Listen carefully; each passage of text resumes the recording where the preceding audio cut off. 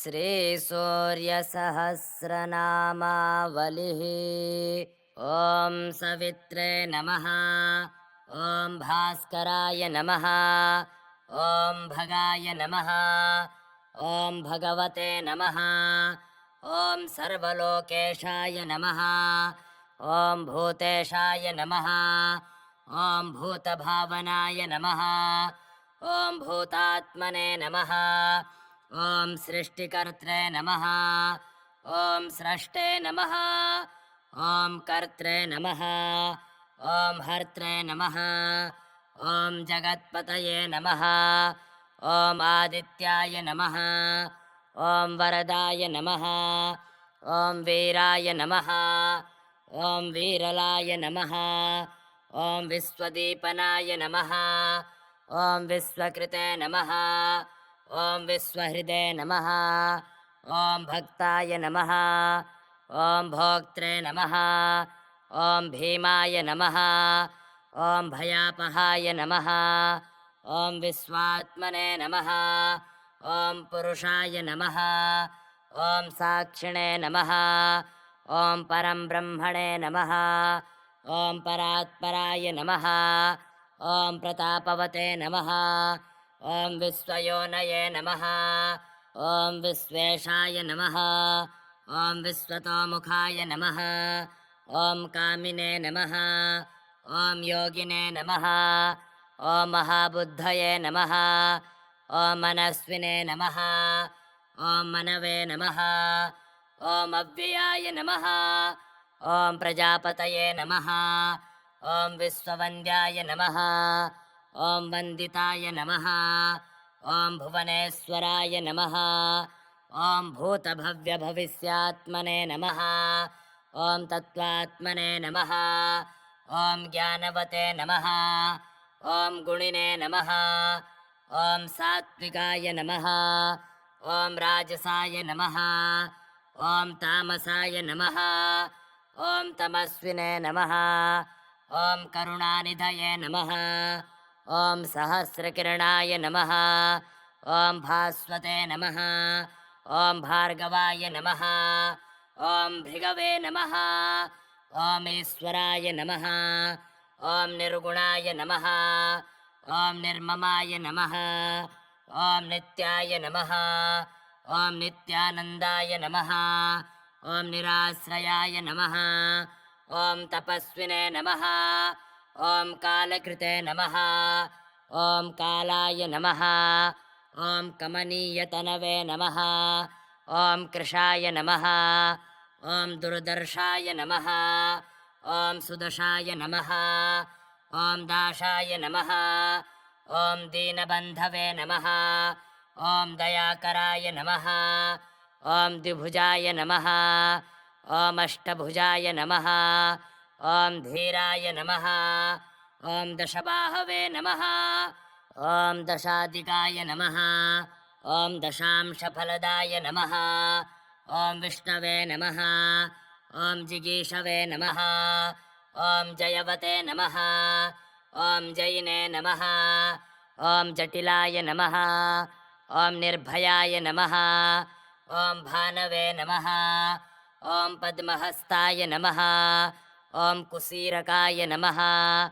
ॐ समाहितगतये नमः। ॐ धात्रे नमः। ॐ विधात्रे नमः। ॐ कृतमङ्गलाय नमः। ॐ मार्तण्डाय नमः। ॐ लोकधृते नमः। ॐ त्रात्रे नमः। ॐ रुद्राय नमः। ॐ भद्रप्रदाय नमः। ॐ प्रभवे नमः। ॐ अमरातिशमनाय नमः। ॐ शान्ताय नमः। ॐ शङ्कराय नमः। ॐ कमलासनाय नमः। ॐ अविचिन्त्यवपवे नमः। ॐ श्रेष्ठाय नमः। ॐ महाचीनक्रमेश्वराय नमः। ॐ महार्तिदमनाय नमः। ॐ दान्ताय नमः। ॐ महामोहहराय नमः। ॐ हरये नमः। ॐ नियतात्मने नमः। ॐ कालेशाय नमः। ॐ दिनेशाय नमः।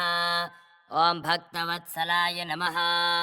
ॐ कल्याणकारिणे नमः ॐ कमठकर्कषाय नमः ॐ कामवल्लभाय नमः ॐ व्योमचारिणे नमः ॐ महते नमः ॐ सत्याय नमः ॐ शम्भवे नमः ॐ अम्भोजवल्लभाय नमः ॐ सामगाय नमः ॐ पञ्चमाय नमः ॐ द्रव्याय नमः ॐ ध्रुवाय नमः ॐ दीनजनप्रियाय नमः ॐ त्रिजटाय नमः ॐ रक्तवाहाय नमः ॐ रक्तवस्त्राय नमः ॐ रतिप्रियाय नमः ॐ कालयोगिने नमः ॐ महानादाय नमः ॐ निश्चलाय नमः ॐ दृश्यरूपधृषे नमः ॐ गम्भीरघोषाय नमः ॐ निर्घोषाय नमः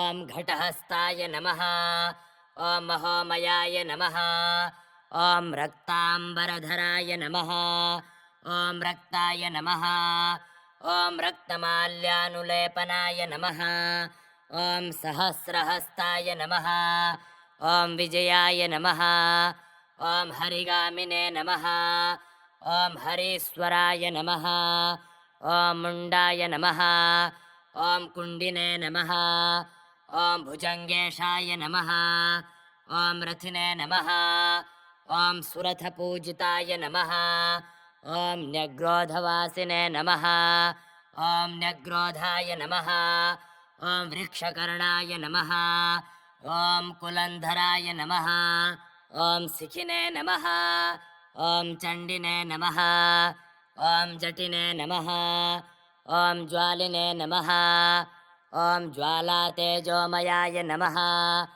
ॐ विभवे नमः ॐ हेमाय नमः ॐ हेमकराय नमः ॐ हारिणे नमः ॐ हरिद्रत्नासनस्थिताय नमः ॐ हरिदस्वाय नमः ॐ जगद्वासिने नमः ॐ जगतां पतये नमः ॐ इङ्गिलाय नमः ॐ विरोचनाय नमः ॐ विलासिने नमः ॐ विरूपाक्षाय नमः ॐ विकर्तनाय नमः ॐ विनायकाय नमः ॐ विभासाय नमः ॐ भासाय नमः ॐ भासां पतये नमः ॐ प्रभवे नमः ॐ मतिमते नमः ॐ रतिमते नमः ॐ स्वक्षाय नमः ॐ विशालाक्षाय नमः ॐ विशाम्पतये नमः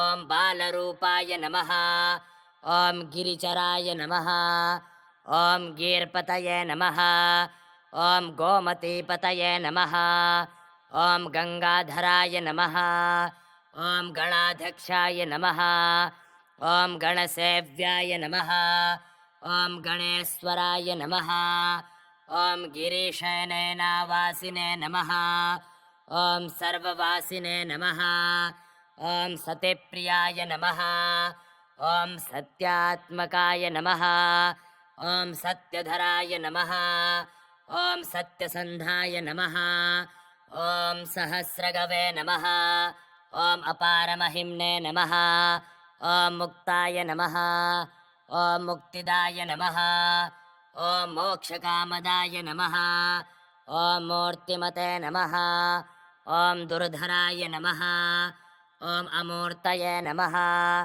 ॐ त्रुटिरूपाय नमः ॐ लवात्मकाय नमः ॐ प्राणेशाय नमः ॐ व्यानदाय नमः ॐ अपानसमानोदानरूपवते नमः ॐ चषकाय नमः ॐ घटिकारूपाय नमः ॐ मुहूर्ताय नमः ॐ दीनरूपवते नमः ॐ पक्षाय नमः ॐ मासाय नमः ॐ ऋतवे नमः ॐ वर्षाय नमः ॐ दिनकालेश्वरेश्वराय नमः ॐ अयनाय नमः ॐ युगरूपाय नमः ॐ कृताय नमः ॐ त्रेतायुगाय नमः ॐ त्रिपादे नमः ॐ द्वापराय नमः ॐ कलये नमः ॐ कालाय नमः ॐ कालात्मने नमः ॐ कलिनाशनाय नमः ॐ मनवन्तरात्मकाय नमः ॐ देवाय नमः ॐ सक्राय नमः ॐ त्रिभुवनेश्वराय नमः ॐ वासवाय नमः ॐ अग्नये नमः ॐ यमाय नमः ॐ रक्षसे नमः ॐ वरुणाय नमः ॐ यादसाम्पतये नमः ॐ वायवे नमः ॐ वैश्रवणाय नमः ॐ सेव्याय नमः ॐ गिरिजाय नमः ॐ जलजासनाय नमः ॐ अन्तराय नमः ॐ अनन्तमहिम्ने नमः ॐ परमेष्ठिने नमः ॐ गतज्वराय नमः ॐ कल्पान्तकलनाय नमः ॐ क्रूराय नमः ॐ कालाग्नये नमः ॐ कालसूदनाय नमः ॐ महाप्रलयकृते नमः ॐ कृत्याय नमः ॐ कुत्यासिने नमः ॐ युगवर्तनाय नमः ॐ कालावर्ताय नमः ॐ युगधराय नमः ॐ युगादये नमः ॐ सहकेश्वराय नमः ॐ आकाशनिधिरूपाय नमः ॐ सर्वकालप्रवर्तकाय नमः ॐ अचिन्त्याय नमः ॐ सुबलाय नमः ॐ बालाय नमः ॐ बलाकावल्लभाय नमः ॐ वराय नमः ॐ वरदाय नमः ॐ वीर्यदाय नमः ॐ वाग्मिने नमः ॐ वाग्पतये नमः ॐ वाग्विलासदाय नमः ॐ साङ्ख्येश्वराय नमः ॐ वेदगम्याय नमः ॐ मन्त्रेशाय नमः ॐ तन्त्रनायकाय नमः ॐ कुलाचारपराय नमः ॐ नुत्याय नमः ॐ नुतितुष्टाय नमः ॐ नुतिप्रियाय नमः ॐ अलसाय नमः ॐ तुलसीसेव्याय नमः ॐ स्तुष्टाय नमः ॐ रोगनिबर्हणाय नमः ॐ प्रस्कन्दनाय नमः ॐ विभागाय नमः ॐ नीरागाय नमः ॐ दशदिक्पतये नमः ॐ वैराग्यदाय नमः ॐ विमानस्थाय नमः ॐ रत्नकुम्भधरायुधाय नमः ॐ महापादाय नमः ॐ महाहस्ताय नमः ॐ महाकायाय नमः ॐ महाशयाय नमः ॐ ऋग्यजुस्सामरूपाय नमः ॐ अथर्वणसाक्षिणः त्वष्ट्रे नमः ॐ सहस्रसाक्षिणे नमः ॐ सदृक्षाय नमः ॐ महाकल्पप्रियाय नमः ॐ पुंसे नमः ॐ कल्पवृक्षाय नमः ॐ मन्दाराय नमः ॐ मन्दराचनशोभनाय नमः ॐ मैरवे नमः ॐ हिमालयाय नमः ॐ मालिने नमः ॐ मलयाय नमः ॐ मलयद्रुमाय नमः ॐ सन्तानकुसुममच्छन्नाय नमः ॐ सन्तानफलदाय नमः ॐ विराजे नमः ॐ क्षीराम्भोधये नमः ॐ घृताम्भोधये नमः ॐ जलधये नमः ॐ क्लेशनाशनाय नमः ॐ रत्नाकराय नमः ॐ महामान्याय नमः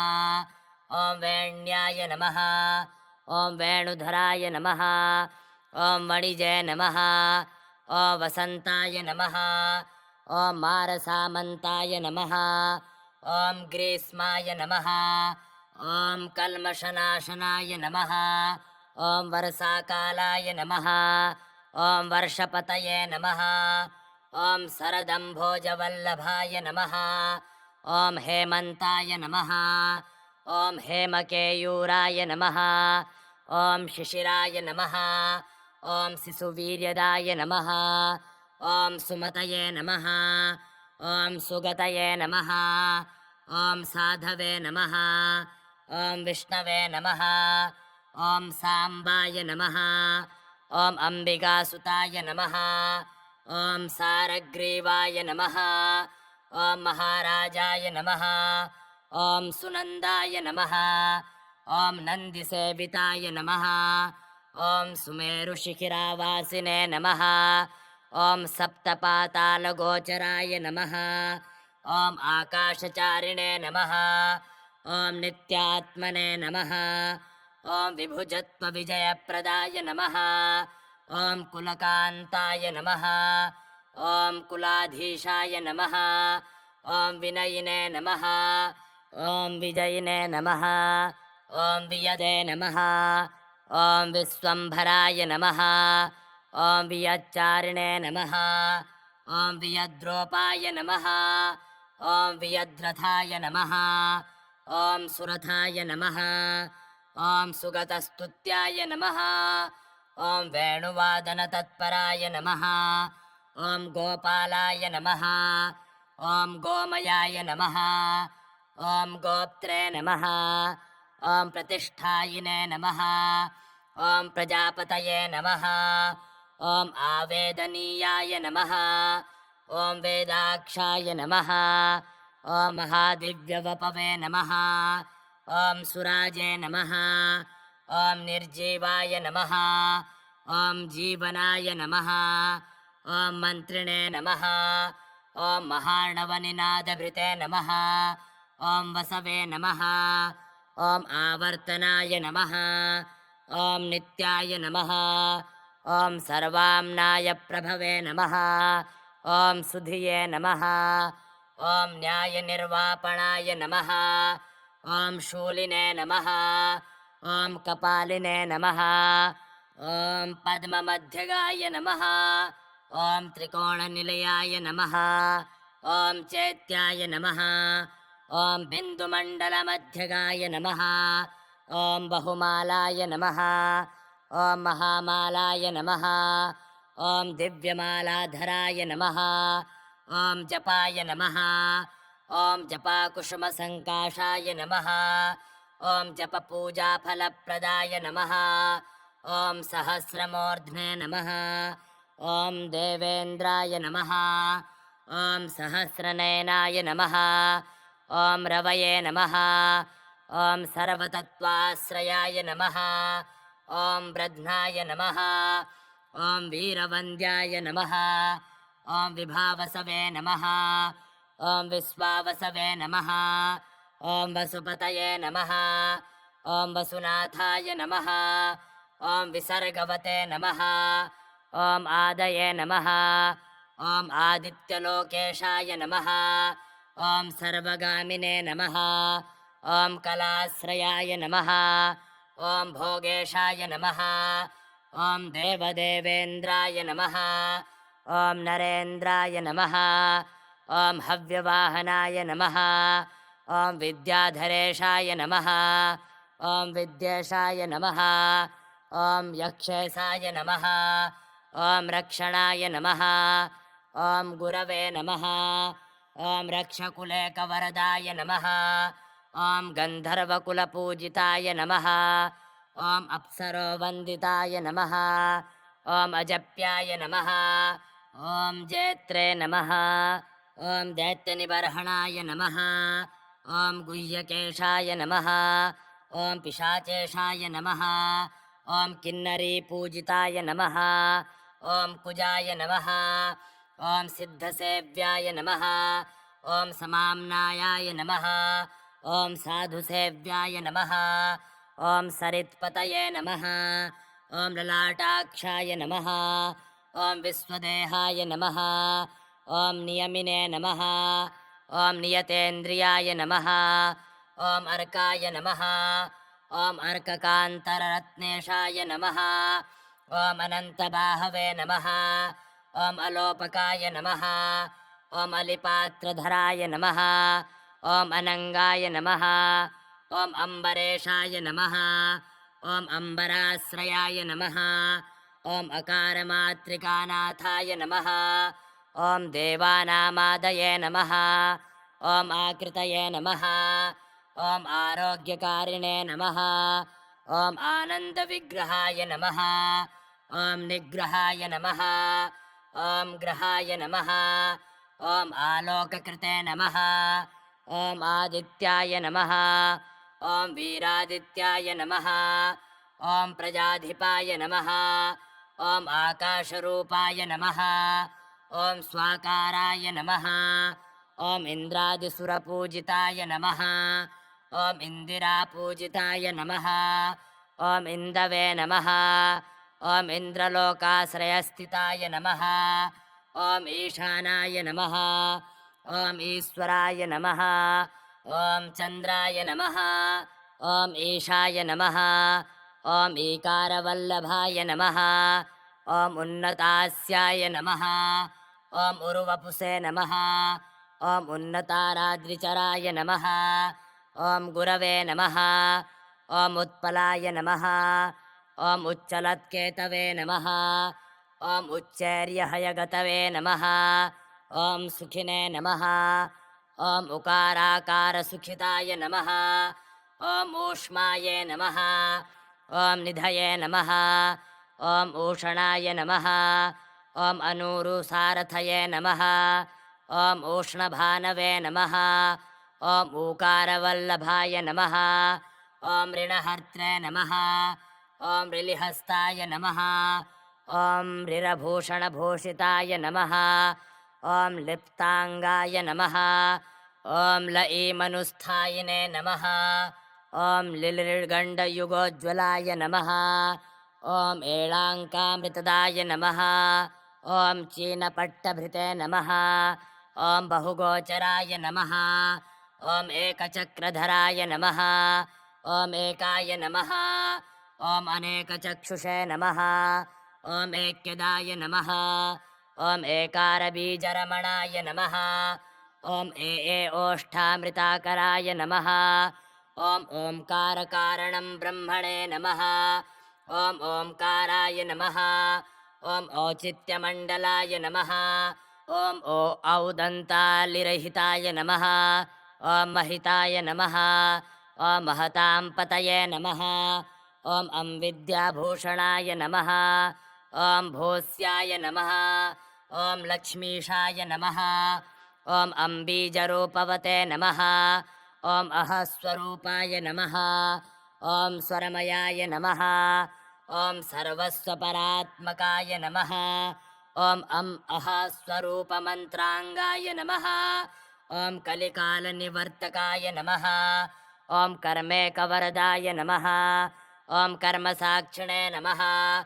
ॐ कल्मषनाशनाय नमः ॐ कचध्वंसिने नमः ॐ कपिलाय नमः ॐ कनकाचलचारकाय नमः ॐ कान्ताय नमः ॐ कामाय नमः ॐ कपये नमः ॐ क्रूराय नमः ॐ कीराय नमः ॐ केशेनिषूदनाय नमः ॐ कृष्णाय नमः ॐ कापालिकाय नमः ॐ कुब्जाय नमः ॐ कमलाश्रयणाय नमः ॐ कुलिने नमः ॐ कपालमोचकाय नमः ॐ काशाय नमः ॐ काश्मीरघनसारभृते नमः ॐ कूजत्किन्नरगीतेष्ठाय नमः ॐ कुरुराजाय नमः ॐ कुलन्धराय नमः ॐ कुवासिने नमः ॐ कुलकोलेशाय नमः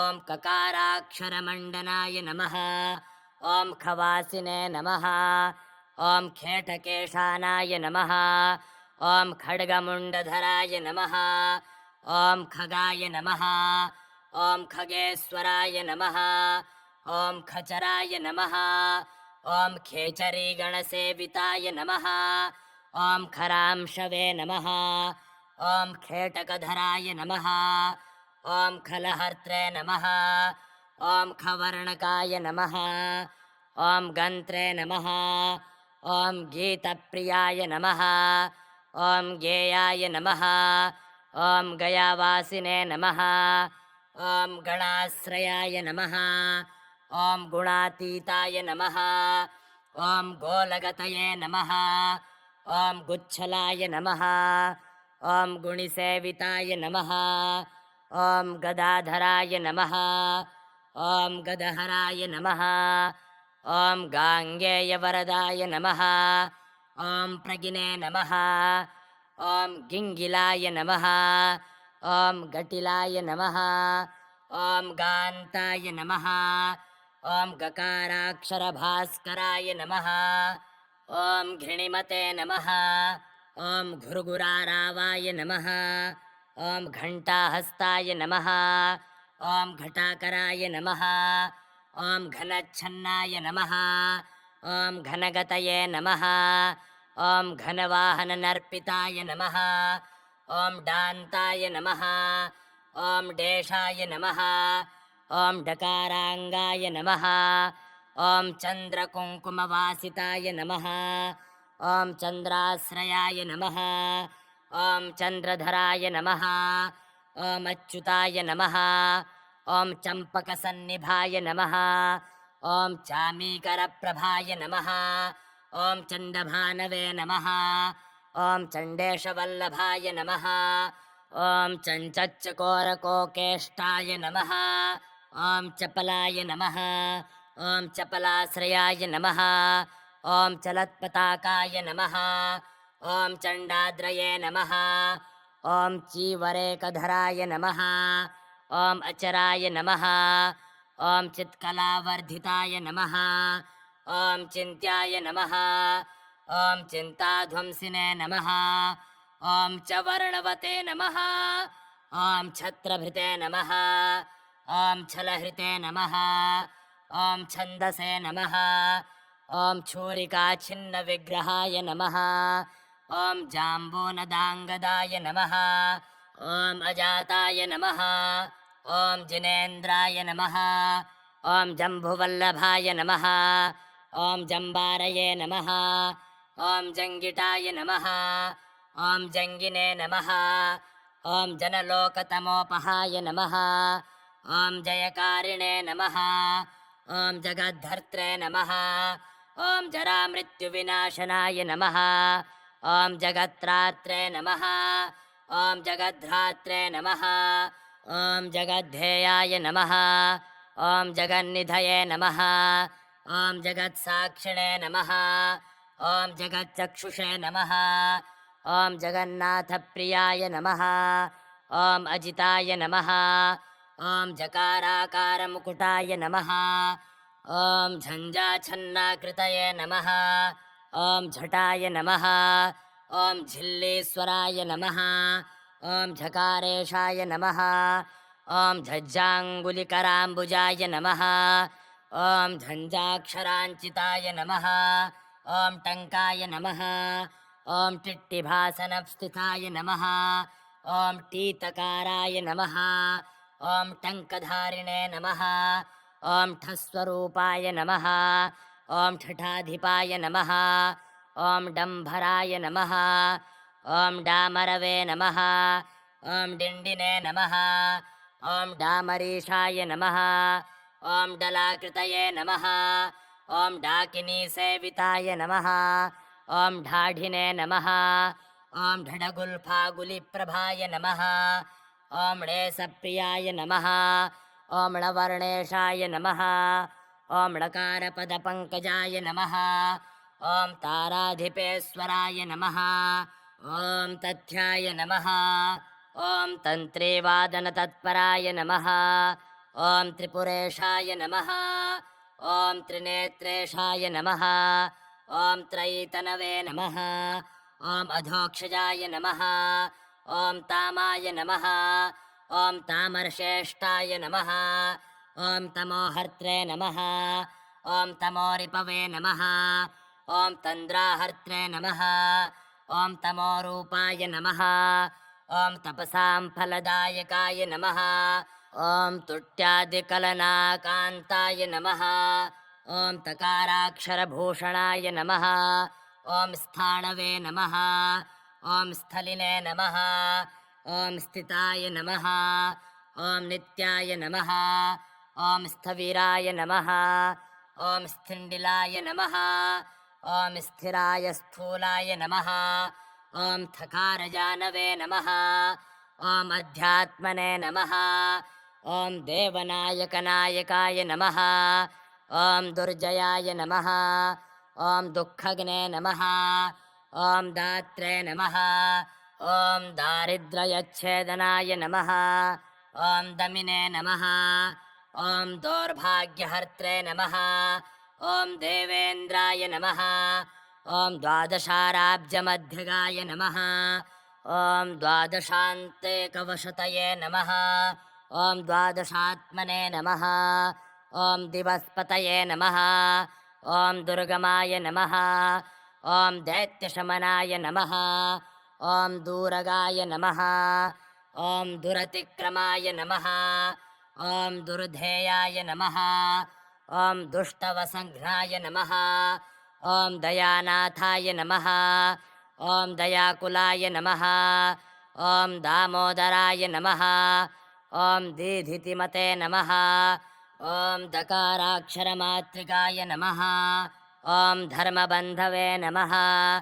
ॐ धर्मनिधये नमः ॐ धर्मराजाय नमः ॐ धनप्रदाय नमः ॐ धनदेष्टाय नमः ॐ धनाध्यक्षाय नमः ॐ धरादर्शाय नमः ॐ धुरन्धराय नमः ॐ धुर्जटीक्षणवासिने नमः ॐ धर्मक्षेत्राय नमः ॐ धराधिपाय नमः ॐ धाराधराय नमः ॐ धुरीणाय नमः ॐ धर्मात्मने नमः ॐ धर्मवत्सलाय नमः ॐ धराभिर्द्वल्लभाय नमः ॐ धर्मिणे नमः ॐ धकाराक्षरभूषणाय नमः ॐ नर्मप्रियाय नमः ॐ नन्दिरुद्राय नमः ॐ नेत्रे नमः ॐ नेतिप्रियाय नमः ॐ नयिने नमः ॐ नलिनीवल्लभाय नमः ॐ नुन्नाय नमः ॐ नाट्यकृते नमः ॐ नाट्यवर्धनाय नमः ॐ नरनाथाय नमः ॐ नृपस्तुत्याय नमः ॐ नभोगामिने नमः ॐ नमः प्रियाय नमः ॐ नमोन्ताय नमः ॐ नमतारातये नमः ॐ नरनारायणाश्रयाय नमः ॐ नारायणाय नमः ॐ नीलरुचये नमः ॐ नम्राङ्गाय नमः ॐ नीललोहिताय नमः ॐ नादरूपाय नमः ॐ नादमयाय नमः ॐ नादबिन्दुस्वरूपकाय नमः ॐ नाथाय नमः ॐ नागपतये नमः ॐ नागाय नमः ॐ नगराजाश्रिताय नमः ॐ नगाय नमः ॐ नाकस्थिताय नमः ॐ अनेकवपुषे नमः ॐ नकाराक्षरमातृकाय नमः ॐ पद्माश्रयाय नमः ॐ परस्मै ज्योतिषे नमः ॐ पीवरांसाय नमः ॐ पुटेश्वराय नमः ॐ प्रीतिप्रियाय नमः ॐ प्रेमकराय नमः ॐ प्रणतार्तिभयापहाय नमः ॐ परत्रात्रे नमः ॐ पुरध्वंसिने नमः ॐ पुरारये नमः ॐ पुरसंस्थिताय नमः ॐ पूर्णानन्दमयाय नमः ॐ पूर्णतेजसे नमः ॐ पूर्णेश्वरीश्वराय नमः ॐ पटोलवर्णाय नमः ॐ पटिम्ने नमः ॐ पाटलेशाय नमः ॐ परात्मवते नमः ॐ परमेशवपुषे नमः ॐ प्रांशवे नमः ॐ प्रमत्ताय नमः ॐ प्रणतेष्टदाय नमः ॐ अपारपारदाय नमः ॐ पीनाय नमः ॐ पीताम्बरप्रियाय नमः ॐ पवये नमः ॐ पाचनाय नमः ॐ पिचुलाय नमः ॐ प्लुष्टाय नमः ॐ प्रमदाजनसौख्यदाय नमः ॐ प्रमोदिने नमः ॐ प्रतिपक्षघ्नाय नमः ॐ पकाराक्षरमातृकाय नमः ॐ भोगापवर्गस्य फलाय नमः ॐ फलिनीशाय नमः ॐ फलात्मकाय नमः ॐ फुल्लदम्भोजमध्यस्थाय नमः ॐ फुल्लदम्भोजधारकाय नमः ॐ स्फुटज्योतिषे द्योतये नमः ॐ स्फुटाकाराय नमः ॐ स्फटिकाचलचारकाय नमः ॐ स्फोर्जत्किरणमालिने नमः ॐ फकाराक्षरपार्श्वकाय नमः ॐ बालाय नमः ॐ बलप्रियाय नमः ॐ बान्ताय नमः ॐ बिलध्वन्ताहराय नमः ॐ बलिने नमः ॐ बालादये नमः ॐ बर्बरध्वंसिने नमः ॐ बब्बोलामृतपानकाय नमः ॐ बुधाय नमः ॐ बृहस्पतये नमः ॐ वृक्षाय नमः ॐ बृहद्वत्साय नमः ॐ बृहद्गतये नमः ॐ बपृष्ठाय नमः ॐ भीमरूपाय नमः ॐ भामयाय नमः ॐ भैश्वरप्रियाय नमः ॐ भगाय नमः ॐ भृगवे नमः ॐ भृगुस्थायिने नमः ॐ भार्गवाय नमः ॐ कविशेखराय नमः ॐ भाग्यदाय नमः ॐ भानुदीप्ताङ्गाय नमः ॐ भनाभये नमः ॐ भमात्रिकाय नमः ॐ महाकालाय नमः ॐ महादक्षाय नमः ॐ महानादाय नमः ॐ महामतये नमः ॐ महोज्ज्वलाय नमः ॐ मनोहारिणे नमः ॐ मनोगामिने नमः ॐ मनोभवाय नमः ॐ मानदाय नमः ॐ मल्लघ्ने नमः ॐ मल्लाय नमः ॐ मेरुमन्दरमन्दिराय नमः ॐ मन्दारमालाभरणाय नमः ॐ माननीयाय नमः ॐ मनोमयाय नमः ॐ मोदिताय नमः ॐ मदिराहाराय नमः ॐ मार्तण्डाय नमः ॐ मुण्डमुण्डिताय नमः ॐ महावराहाय नमः ॐ मीनेशाय नमः ॐ मेषगाय नमः ॐ मिथुनेष्टदाय नमः ॐ मदालसाय नमः ॐ अमरस्तुत्याय नमः ॐ मुरारीवरदाय नमः ॐ मनवे नमः ॐ माधवाय नमः ॐ मेदनीशाय नमः ॐ मधुकैटभनाशनाय नमः ॐ माल्यवते नमः ॐ मेघनाय नमः ॐ माराय नमः ॐ मेधाविने नमः ॐ मुसलायुधाय नमः ॐ मुकुन्दाय नमः ॐ मुररीशानाय नमः ॐ मरालफलदाय नमः ॐ मदाय नमः ॐ मोदनाय मदनाय नमः ॐ मोदकाहाराय नमः ॐ मकाराक्षरमात्रिकाय नमः ॐ यज्वने नमः ॐ यज्ञेश्वराय नमः ॐ यान्ताय नमः ॐ योगिनां हृदयस्थिताय नमः ॐ यात्रिकाय नमः ॐ यज्ञफलदाय नमः ॐ यायिने नमः ॐ यामलनायकाय नमः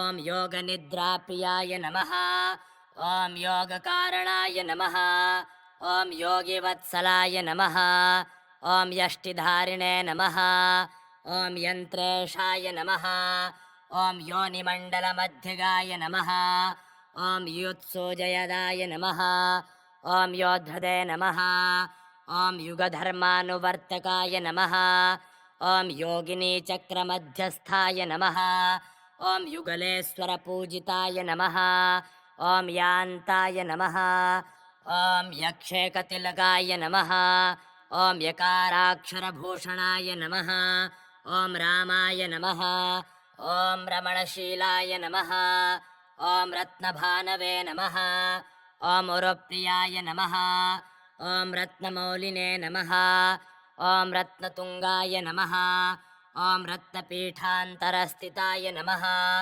ॐ रत्नांशुमालिने नमः ॐ रत्नाढ्याय नमः ॐ रत्नकङ्कणनूपुराय नमः ॐ रत्नाङ्गदलसद्बाहवे नमः ॐ रत्नपादुकामण्डिताय नमः ॐ रोहिणीसाश्रयाय नमः ॐ रक्षाकराय नमः ॐ रात्रिञ्चरान्तकाय नमः ॐ रकाराक्षररूपाय नमः ॐ लज्जाबीजाश्रिताय नमः ॐ लवाय नमः ॐ लक्ष्मीभानवे नमः ॐ लतावासिने नमः ॐ लसत्कान्तये नमः ॐ लोकभृते नमः ॐ लोकान्तहराय नमः ॐ लामावल्लभाय नमः ॐ लोमशाय नमः ॐ अलिगाय नमः ॐ लिङ्गेश्वराय नमः ॐ लिङ्गनादाय नमः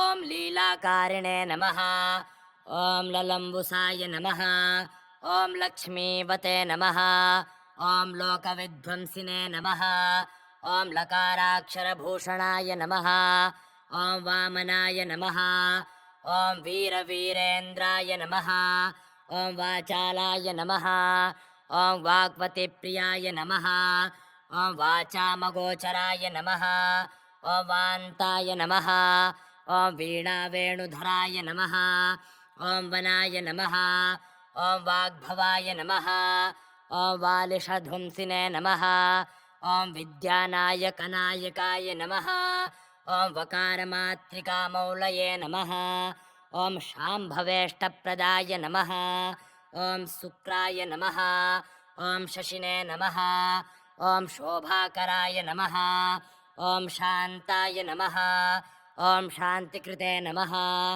ॐ समनप्रियाय नमः ॐ शुभङ्कराय नमः ॐ शुक्लवस्त्राय नमः ॐ श्रीपतये नमः ॐ श्रीयुताय नमः ॐ श्रुताय नमः ॐ श्रुतिगम्याय नमः ॐ शरद्बीजमण्डिताय नमः ॐ शिष्टसेविताय नमः ॐ शिष्टाचाराय नमः ॐ शुभाचाराय नमः ॐ शेषाय नमः ॐ सेवालताडनाय नमः ॐ शिपिविष्टाय नमः ॐ शिवये नमः ॐ शुक्रसेव्याय नमः ॐ साक्षरमातृकाय नमः ॐ सडाननाय नमः ॐ षट्करकाय नमः ॐ षोडशस्वरभूषिताय नमः ॐ षट्पत्स्वनसन्तोषिने नमः ॐ सडाम्नाय प्रवर्तकाय नमः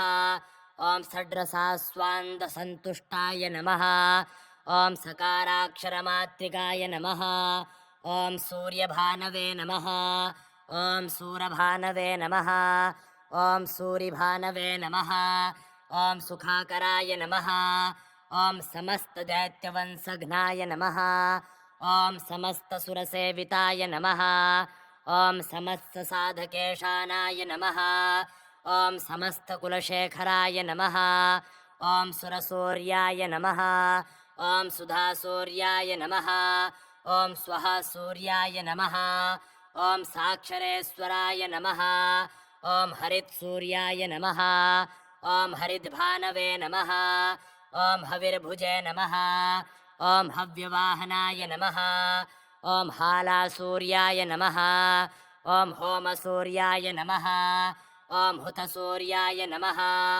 ॐ हरीश्वराय नमः ॐ ह्राम्बीजसूर्याय नमः ॐ ह्रीं सूर्याय नमः ॐ हकाराक्षरमातृकाय नमः ॐ डम्बीजमण्डिताय नमः ॐ सूर्याय नमः ॐ क्षोणीसूर्याय नमः ॐ क्षमापतये नमः ॐ च्युत्सूर्याय नमः ॐ शान्तसूर्याय नमः ॐ लक्षसूर्याय नमः ॐ सदाशिवाय नमः ॐ अकारसूर्याय नमः ॐ छः सूर्याय नमः ॐ सर्वसूर्याय नमः ॐ कृपानिधये नमः ॐ भूः सूर्याय नमः ॐ भुवः सूर्याय नमः ॐ स्वः सूर्याय नमः ॐ सूर्यनायकाय नमः ॐ ग्रहसूर्याय नमः ॐ वृक्षसूर्याय नमः ॐ लग्नसूर्याय नमः ॐ महेश्वराय नमः ॐ राशिसूर्याय नमः ॐ योगसूर्याय नमः ॐ मन्त्रसूर्याय नमः ॐ मनूत्तमाय नमः ॐ तत्त्वसूर्याय नमः ॐ परासूर्याय नमः ॐ विष्णुसूर्याय नमः ॐ प्रतापवते नमः ॐ रुद्रशौर्याय नमः ॐ ब्रह्मशौर्याय नमः ॐ वीरशौर्याय नमः ॐ वरोत्तमाय नमः ॐ धर्मशौर्याय नमः ॐ कर्मशौर्याय नमः ॐ विश्वशौर्याय नमः ॐ विनायकाय नमः इति श्रीरुद्रयामले तन्त्रे श्रीदेवी रहस्ये सूर्यसहस्रनामावलिः सम्पूर्णं हरिः ॐ तत्सत्।